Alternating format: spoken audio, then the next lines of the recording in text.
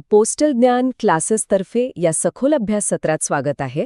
आजचं हे जे सेशन आहे ना, ते पोस्ट ऑफिस खात्यांतर्गत पदोन्नती परीक्षांच्या म्हणजे LDC या परीक्षांच्या तयारीसाठी अतिशय महत्त्वाचं ठरणार आहे. हां, अगदी बरोबर. आणि आजचा आपला अभ्यासाचा मुख्य विषय आहे भारताचा भूगोल. हो, आणि या संपूर्ण चर्चेसाठी आपण पोस्टल ज्ञान क्लासेसच्या अतिशय सविस्तर आणि उपयुक्त नोट्सचा आधार घेणार आहोत. पण मला नेहमी एक प्रश्न पडतो. कोणता प्रश्न?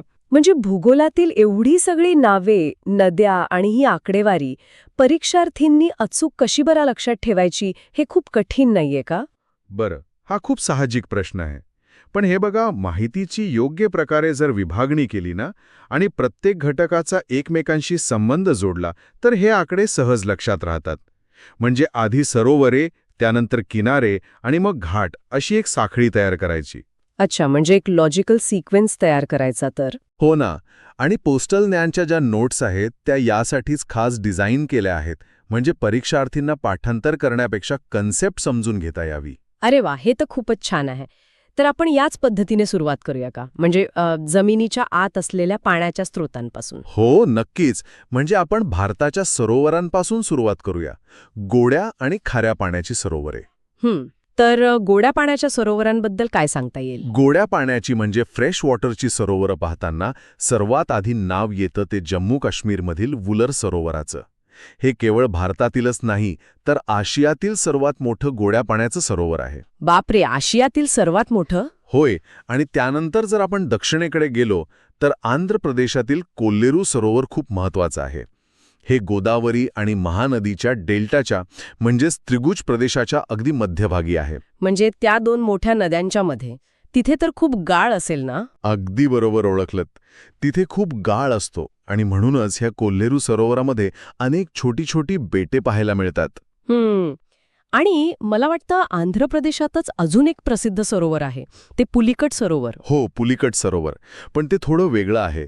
वाळूच्या नैसर्गिक अडथळ्यामुळे किंवा सँडबारमुळे तयार झालेलं हे खारेगोडे लॅगून आहे. लॅगून म्हणजे समुद्राचं पाणी अडकून तयार झालेलं सरोवर, बरोबर ना? अगदी तेच.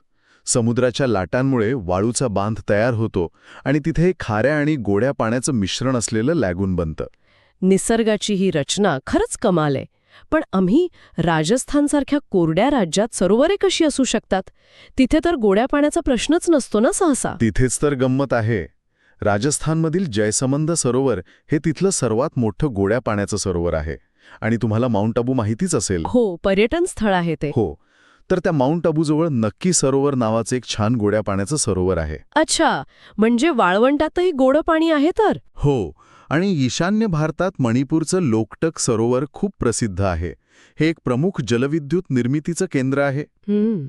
पोस्टल ज्ञानच्या नोट्समध्ये सरोवरांच्या निर्मितीचे प्रकारही खूप छान समजावून सांगितलेत, मी पाहिलंय. हो, म्हणजे सरोवरे कशी तयार होतात यावरून त्यांचे प्रकार पडतात. जसे की हिमनदीद्वारे किंवा ग्लेशियर्सद्वारे निर्मित सरोवरे. म्हणजे बर्फाच्या नद्यांमुळे. होय. उत्तराखंडमधील गोहाना, नैनीताल, भीमताल आणि जम्मू काश्मीरमधील डल आणि बेरीनाग ही सरोवरे अशाच हिमनद्यांनी कोरून तयार केली आहेत. आणि वाऱ्याद्वारा तयार झालेली सरोवरे पण असतात ना? हो ना. वाळवंटात वाऱ्यामुळे जी सरोवरे तयार होतात त्याला वाऱ्याद्वारे निर्मित म्हणतात. राजस्थानमधील फतेह सागर, पिछोला आणि आंध्र प्रदेशातील हुसेन सागर ही याची उदाहरणे आहेत. अरे वा. आणि ज्वालामुखीमुळे तयार झालेल्या राजस्थानचं पुष्कर सरोवर सुद्धा या यादीत आहे? बरोबर. पण आपण गोड्या पाण्याची एवढी सरोवरे पाहिली तर मुंबईच्या पवई सरोवराचा उल्लेख करायलाच हवा. ते पिण्याच्या पाण्याचा एक मुख्य स्रोत आहे. अगदी बरोबर. आता आपण खाऱ्या पाण्याच्या सरोवरांकडे वळूया का? हो, नक्कीच. सांगा ना. तर खाऱ्या पाण्याच्या सरोवरांमध्ये राजस्थानमधील सांभर सरोवर हे सर्वात मोठं खारे सरोवर आहे. हे जयपूर आणि नागोरच्या सीमेवर आहे. सांभर मीठ आपण ऐकतोय तेच ना? हो, तेच. आणि नागोरजवळ डिडवाना सरोवर सुद्धा आहे, जे खाऱ्या पाण्यासाठी ओळखलं जातं. आणि लडाखमधील पँगॉंग सरोवराचा पण यात समावेश होतो का? हो. पँगॉंग आणि सोमोरारी ही लडाखमधील दोन खूप प्रसिद्ध खाऱ्या पाण्याची सरोवरे आहेत. बरं. आपण परीक्षार्थ्यांसाठी एक छोटी क्विज घेऊया का इथे? हो, नक्कीच. तर LDC परीक्षेत असा प्रश्न येऊ शकतो की गोदावरी आणि महानदीच्या डेल्टाच्या मध्ये कोणते सरोवर आहे? याचं अचूक उत्तर आहे कोल्लेरू सरोवर. मगाशीच आपण पाहिलं की ते 2 नद्यांच्या मध्यभागी आणि अनेक बेटे असलेलं सरोवर आहे. अगदी बरोबर. मला वाटतं हिमालयातील सरोवरे ही बर्फाच्या नद्यांमुळे कोरली गेली आहेत, तर राजस्थानमधली सरोवरे वाऱ्याच्या प्रवाहाने तयार झाली आहेत. निसर्गाचं हे डिझाईन किती अप्रतिम आहे ना. हो, खूपच अद्भुत आहे. आणि हेच सरोवरांचं पाणी नद्यांमधून वाहत जाऊन शेवटी समुद्राला मिळतं. म्हणजे आता आपण भारताच्या किनारपट्टीकडे वळायला हवं. हो, कारण तिथेच तर व्यापाराची मुख्य केंद्रे म्हणजे आपली बंदरे वसलेली आहेत. बरोबर. तर पश्चिम तटीय मैदान म्हणजे वेस्ट कोस्टल प्लेन बद्दल आधी बोलूया. पश्चिम तटीय मैदानाचे मुख्यत्वे 4 भाग पडतात. कच्छ, गुजरात, कोकण, जो गुजरात ते गोवा पसरलाय, आणि मलबार तट, जो मंगळूर ते कन्याकुमारीपर्यंत आहे. आणि गोवा ते मंगळूर या भागाला काही विशिष्ट नाव आहे का?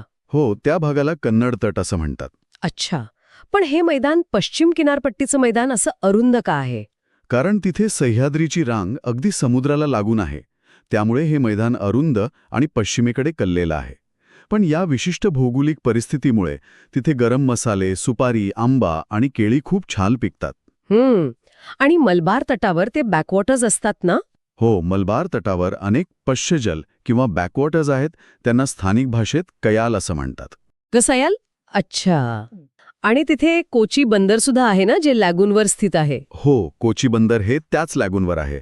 या व्यतिरिक्त गुजरातचं कांडला, मुंबई नावाशेवा, गोव्याचं मार्मागोवा आणि कर्नाटकातील मंगळूर ही सर्व पश्चिमेकडची महत्वाची बंदरे आहेत. आणि आता पूर्व तटीय मैदान म्हणजे ईस्ट कोस्टल प्लेन बद्दल काय सांगाल? पूर्व तटीय मैदान हे गंगेच्या मुखापासून थेट कन्याकुमारीपर्यंत विस्तारलेलं आहे.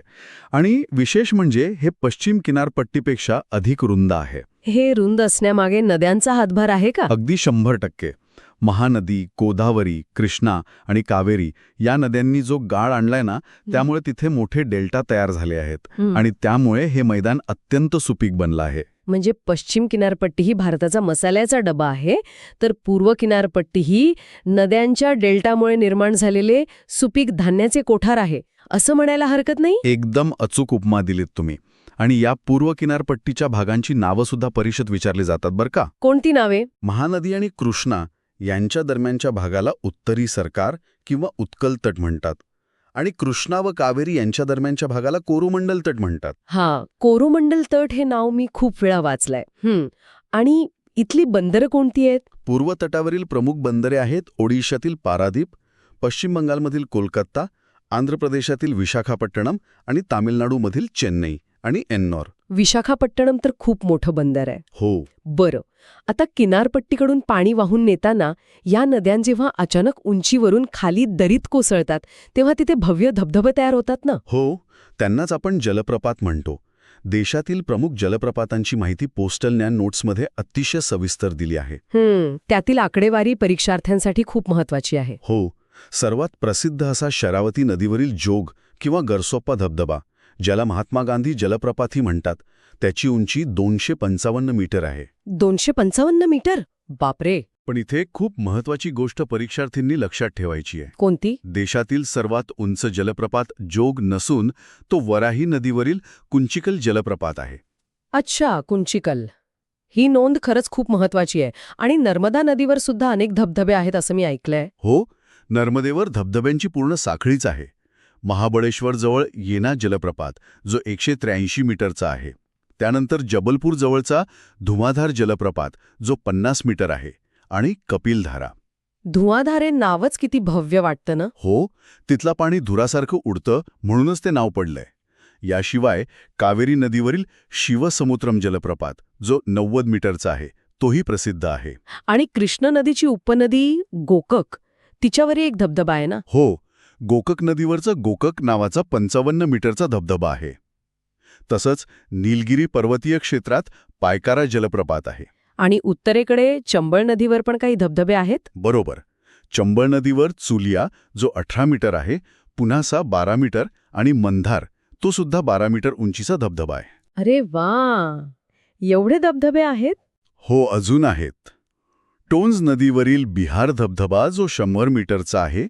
सुवर्णरेखा नदीवरील हुंड्रू धबधबा, जो 98 मीटर आहे. आणि इंद्रावती नदीवरील चित्रकोट जलप्रपात, पण मला सांगा, नर्मदा आणि चंबळ नदीवरील हे जे धबधबे आहेत ना, ते परीक्षेत एकमेकांमध्ये गोंधळ निर्माण करू शकतात. तर परीक्षार्थींनी हे ध्यानात कसं ठेवायचं? हे बघा, LDCE परीक्षेत नद्या आणि त्यांचे धबधबे यांच्या जोड्या जुळवा असा प्रश्न हमखास येतो. त्यामुळे या आकडेवारीचं आणि नावांचं व्यवस्थित पाठांतर करणं खूप आवश्यक आहे. वारंवार उजळणी केली की हा गोंधळ उडत नाही. पाठांतराला पर्याय नाही तर. बरं, हे एवढे उंच धबधबे ज्या डोंगरांमधून उगम पावतात ते म्हणजे भारताचा महत्त्वपूर्ण पर्वतीय भाग, पश्चिमी आणि पूर्वी घाट. हो, पश्चिमी घाटाला आपण सह्याद्री म्हणूनही ओळखतो. ताप्ती नदीच्या मुखापासून सुरू होऊन थेट कन्याकुमारीपर्यंत 1600 किलोमीटर लांब हा घाट पसरलेला आहे. 1600 किलोमीटर.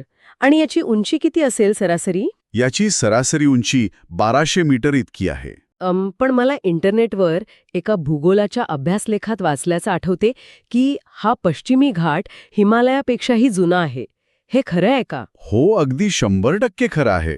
भौगोलिकदृष्ट्या पश्चिमी घाटाची निर्मिती हिमालयाच्या निर्मितीच्या खूप आधी झाली होती.